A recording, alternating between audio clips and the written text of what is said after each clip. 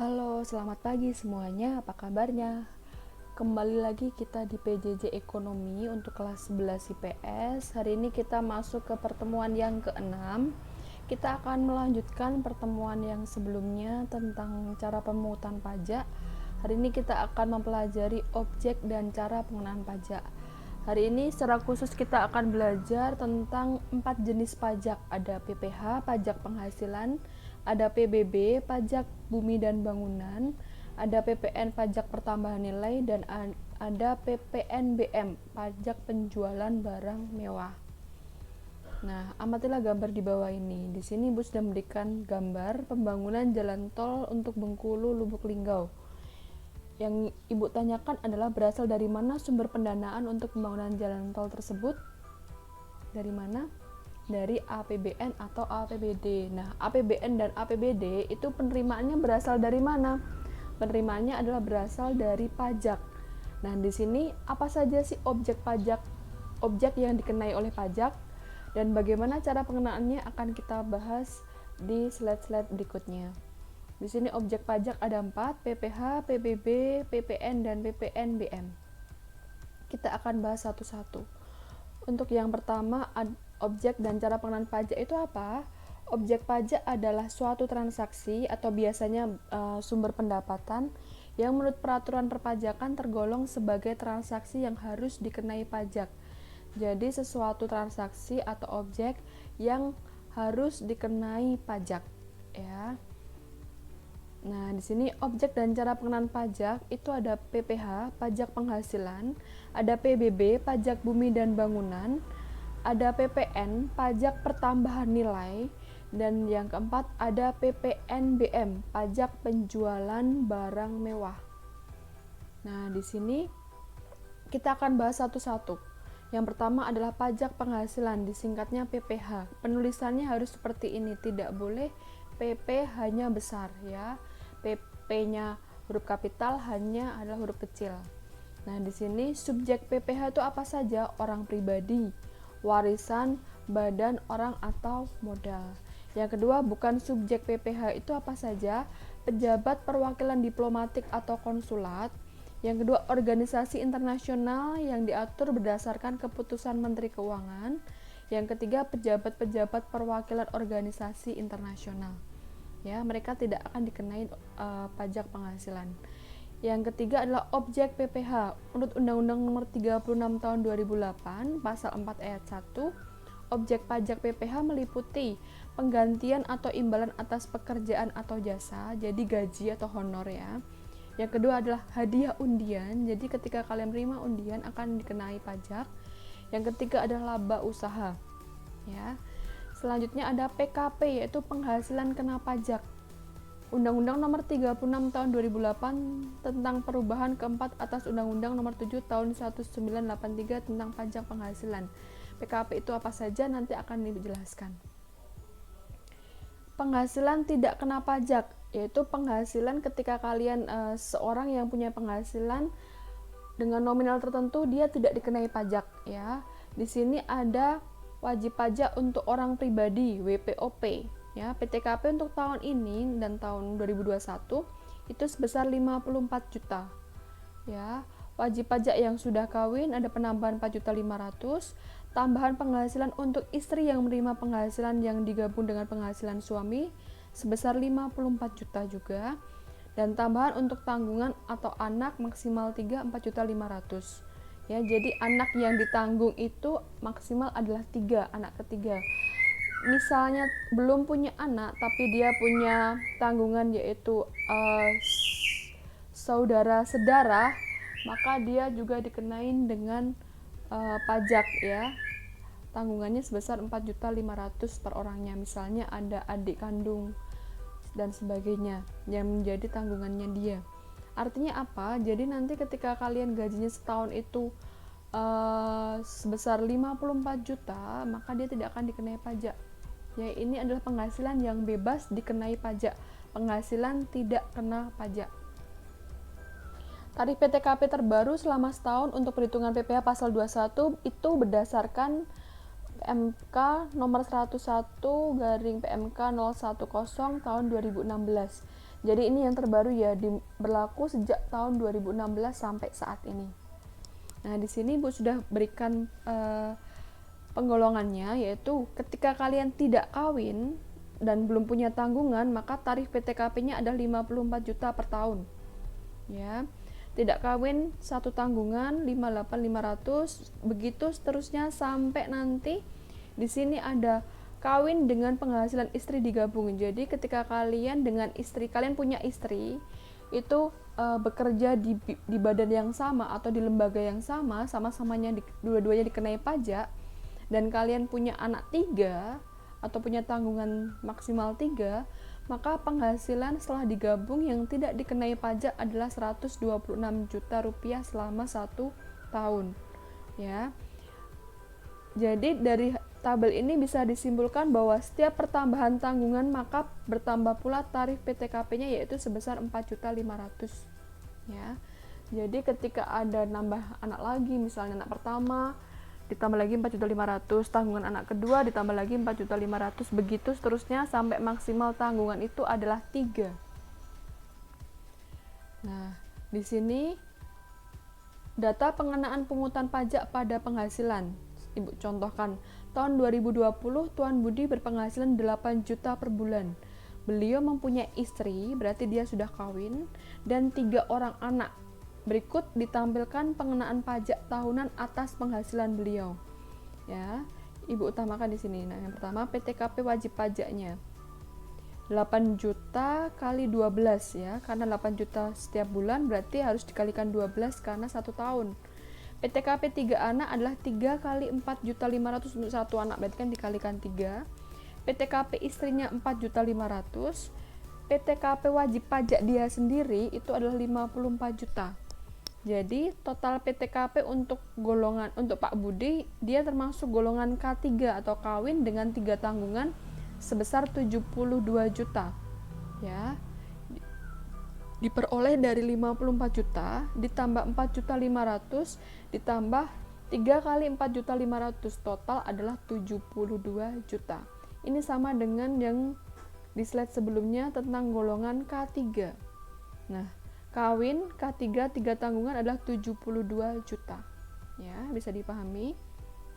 Jika bisa, kita lanjut ke slide berikutnya. Di sini pengenaan pajak penghasilan itu diperoleh dari mana perhitungannya? PPh adalah tarif pajak dikalikan gaji yang sudah dikurangi PTKP. Gaji yang sudah dikurangi PTKP itu adalah PKP, pengenaan pajak penghasilan kena pajak. Jadi PPh itu adalah tarif pajak dikalikan penghasilan kena pajak. Nah, tarif pajaknya berapa? Tarif pajak itu ada kriterianya, ada rentangnya.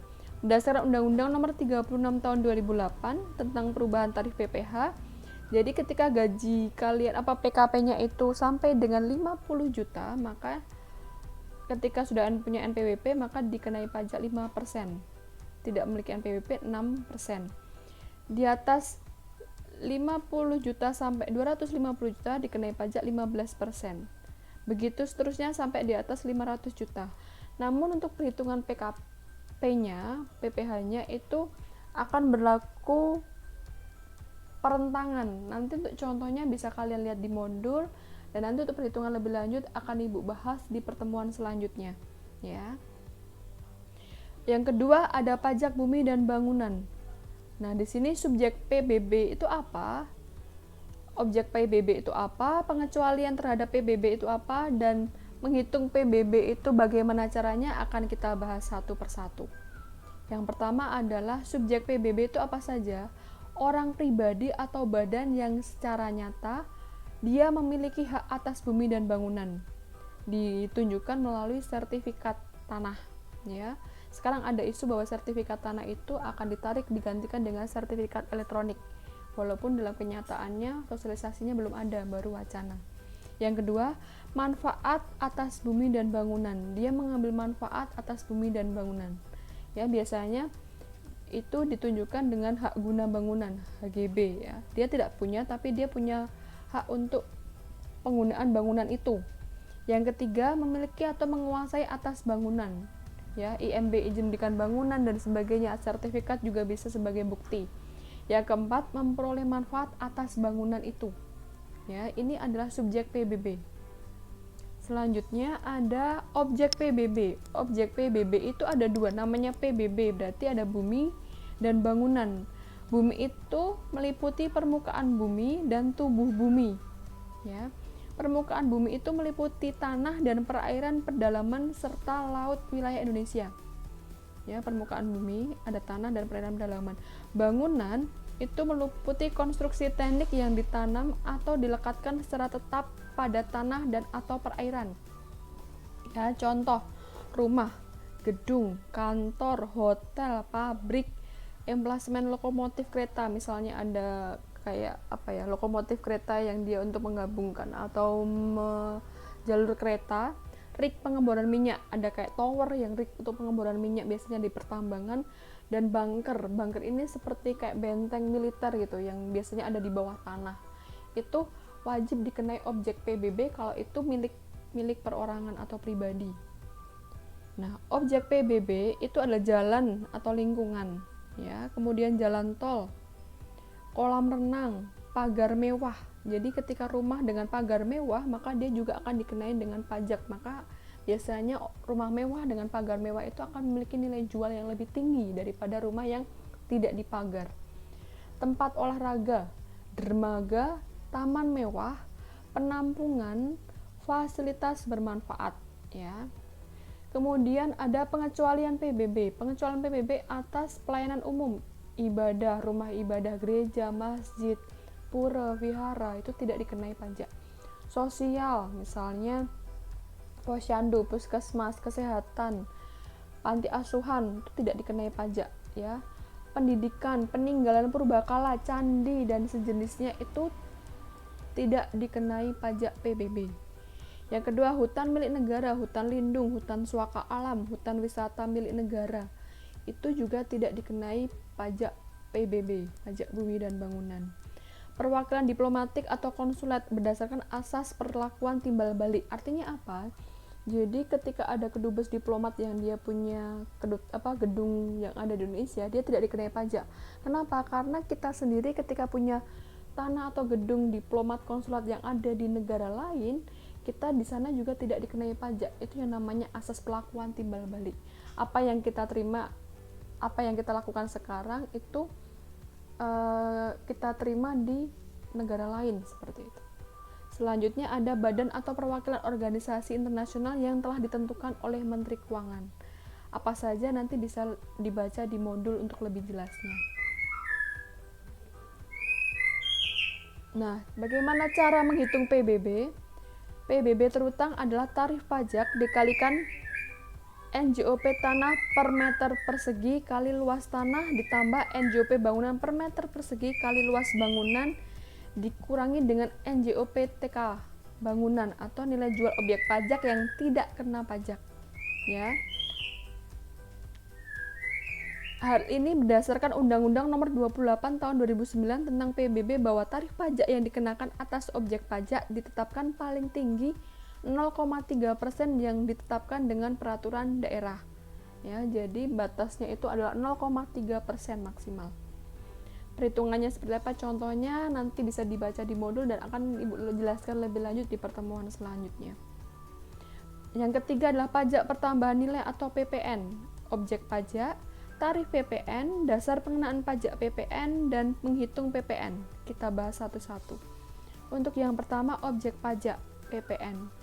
Objek pajak PPN itu adalah penyerahan BKP, barang kena pajak, penyerahan JKP, jual kena pajak, impor BKP, dan ekspor BKP.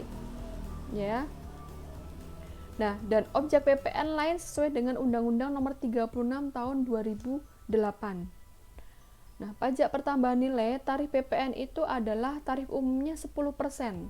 Kalian bisa lihat ketika kalian beli di Pizza Hut, kalian pasti dikenakan 10% dari harga beli kalian, ya. Namun tarif khusus atas ekspor barang kena pajak itu adalah 0%. Artinya apa? Tujuan pemerintah adalah biar menggencarkan ekspor. Jadi barang kena pajak yang diekspor itu tarif PPN-nya adalah 0%. Tarif PPN ini bersifat proporsional atau sepadan, tidak progresif berlapis seperti tarif PPh. Jadi dia tidak berlapis. Kalau PPh tadi dia dikenakannya berlapis, tapi kalau PPN ini hanya sekali dikenakan, yaitu 10%. DPP PPN, dasar pengenaan pajak PPN. Dasar pengenaan pajak PPN yang diatur pasal 9 ayat 1 sebagai berikut. Untuk penyerahan BKP tidak berwujud, DPP-nya adalah jumlah harga jual. Dan untuk pengimporan BKP, DPP-nya adalah nilai impor. Definisi nilai impor ini bisa dilihat dari pasal 1 angka 20 Undang-Undang PPN. Dan untuk pengeksporan, BKP DPP-nya adalah nilai ekspor. Nah, jadi barang kena pajaknya itu didasarkan pada harga jual, kalau itu PPN yang biasa kalian alami. Untuk barang impor itu nilai impornya berapa, dan untuk barang ekspor nilai ekspornya berapa, ya. Selanjutnya, cara menghitung PPN itu seperti apa? Cara menghitung PPN terutang. PPN terutang sama dengan DPP, dasar pengenaan pajak PPN, dikalikan tarif PPN. Ya, untuk lebih jelasnya nanti bisa dilihat di modul dan akan Ibu jelaskan untuk perhitungannya di pertemuan selanjutnya juga. Yang terakhir adalah PPNBM, pajak penjualan barang mewah. Pengertian PPNBM itu adalah pajak yang dikenakan pada barang yang tergolong mewah yang dilakukan oleh produsen atau pengusaha untuk menghasilkan atau mengimpor barang tersebut dalam kegiatan usaha atau pekerjaannya. Jadi, ketika ada orang menjual yang itu tergolong barang mewah, maka akan dikenakan pajak penjualan barang mewah. Kenapa? Karena anggap saja bahwa barang mewah itu akan jadi mahal karena dikenakan pajak, dan tidak semua orang, hanya orang tertentu, kalau kalangan tertentu yang bisa menikmatinya. Nah, di sini prinsip pemungutan PPNBM itu adalah penyerahan barang kena pajak yang tergolong mewah yang dilakukan oleh pengusaha yang menghasilkan BKP yang tergolong mewah di dalam daerah pabean dalam kegiatan usaha atau pekerjaannya. Biasanya adalah barang impor, tas Hermes, terus mobil Lamborghini, terus Harley Davidson dan sebagainya. Ada kemarin itu sepeda Brompton dan sebagainya. Yang kedua, impor BKP yang tergolong mewah. PPNBM tidak dikenakan lagi pada rantai penjualan setelah itu. Jadi dia hanya dikenakan satu kali. Ketika impor, dia memasukkan barang lewat pabean, bea cukai, itu dikenakan pajak. Makanya kemarin ada kasus penyelundupan lewat Garuda Indonesia itu untuk apa? Black market itu karena agar tidak dikenai dengan pajak penjualan barang mewah. Makanya dia diselundupkan seperti itu. Nah, di sini ada BKP yang tergolong mewah adalah barang apa saja, bukan barang kebutuhan pokok yang pasti. Yang kedua, dikonsumsi oleh masyarakat tertentu. Artinya dia hanya golongan tertentu yang menikmatinya, biasanya dengan golongan menengah ke atas. Ya, dikonsumsi oleh masyarakat berpenghasilan tinggi. Terus ada dikonsumsi hanya untuk menunjukkan status sosial, ya. Contoh ya, tas Hermes, kemudian mobil-mobil yang mewah, mobil yang langka, sepeda yang langka, sepeda motor yang langka, itu akan dikenakan pajak penjualan barang mewah atau PPNBM. Nah, di sini cara pengenaan PPNBM seperti apa? Cara menghitung PPNBM terutang. PPNBM terutang sama dengan dasar pengenaan pajak PPNBM dikalikan tarif PPNBM. Jadi harga barang itu dikalikan dengan tarif PPNBM-nya. Nah, tarif umum PPNBM yang diatur pasal 8 Undang-Undang PPNBM antara lain 10% sampai 75%. Nanti itu ada penggolongannya di undang-undang itu, bahwa tas dengan barang dengan harga segini nanti tarifnya seberapa. Itu akan sudah diatur. Nah, tarif khusus PPNBM atas ekspor BKP tergolong mewah adalah 0%. Jadi ketika kita mengekspor, kita di dalam negeri tidak dikenakan PPNBM. Ya, itu tujuannya masih sama, untuk menggenjot ekspor dalam negeri. Nah, di sini PMK nomor 35 garing PMK 1 2017 tarif umum PPNBM yang diatur di pasal 8 antara 10% sampai 75%. 20% berlaku untuk rumah townhouse non straight title harga jual di atas 20 miliar. Itu maka dikenakan 20%. Apartemen, kondominium, townhouse dan sebagainya, harga jual di atas 10 miliar itu juga 20%. Balon udara, pesawat udara, senjata api di luar keperluan negara itu dikenakan pajak PPNBM, pajak penjualan barang mewahnya 40%. Ya. Kemudian helikopter, senjata artileri, revolver, pistol-pistol langka yang hanya dimiliki oleh orang-orang tertentu itu dikenakan pajak 50%. Dan yang terakhir, kapal pesiar, kapal ekskursi atau angkutan feri pribadi, yacht pribadi itu dikenakan PPNBM 75%. Makanya harganya bisa tinggi-tinggi, bisa mahal sekali karena dia sudah dikenakan pajak sekian. Nah, bagaimana bisa dipahami? Jika kalian masih ada kesulitan dan kurang jelas penjelasan Ibu, bisa kalian baca pada modul yang sudah Ibu sediakan, Ibu share di e-learning bagian materi, atau bisa kalian tanyakan ke Ibu melalui WA atau chat di e-learning. Dan nanti untuk mengetes pengetahuan kalian bisa kerjakan kuis yang sudah Ibu berikan dan kalian bisa akses di e-learning di bagian tugas PJJ ke-6 ya. Nah, terima kasih untuk perhatiannya. Sampai jumpa dan tetap jaga kesehatan.